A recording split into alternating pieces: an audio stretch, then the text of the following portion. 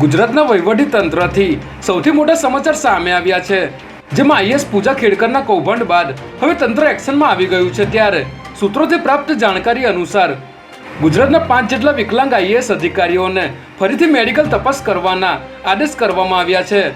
આ 5 આઈએએસ અધિકારીઓના વિકલાંગ સર્ટિફિકેટ અંગે શંકાઓ વ્યક્ત કરવામાં આવી હતી, જેથી તેમણે ફરીથી અમદાવાદની સિવિલ હોસ્પિટલમાં મેડિકલ ટેસ્ટ કરાવવાનો આદેશ કરવામાં આવ્યો છે।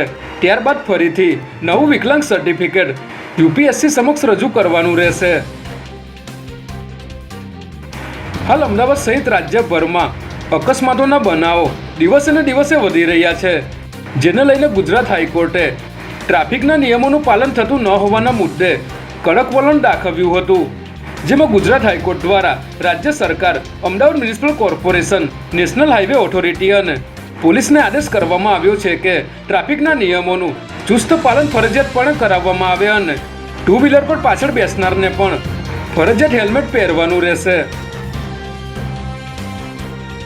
સ્ટેટ મોનિટરિંગ સેલની ટીમે સરખેજ તલાવડી વિસ્તારમાં ચાલતા જુગારધામ પર દરોડો પાડી 9 જુગારીને ઝડપી લીધા હતા, જેમાં સ્ટેટ મોનિટરિંગ સેલની ટીમે બાતમીના આધારે અમદાવાદના સરખેજ પોલીસ સ્ટેશન હદ વિસ્તારમાં આવેલ સરખેજ તલાવડી વિસ્તારના સુપર કોમ્પ્લેક્સ પાસે ખુલ્લી જગ્યામાં દરોડો પાડ્યો હતો। ત્યારે આ દરોડા દરમિયાન પોલીસે મોહમ્મદ સાહેલ કુરેશી નામના મુખ્ય આરોપી સહિત 9 જુગારીઓને ઝડપી લઈ 39,000 રોકડા અને 6 મોબાઈલ ફોન સહિત 66,000 ઉપરાંતનો મુદ્દામાલ કબજે કર્યો હતો। જ્યારે વરલી મટકાનું કટિંગ લેનાર અહેમદ નામના આરોપીને ભાગેલું જાહેર કરી ધરપકડના ચક્રો ગતિમાન કર્યા છે।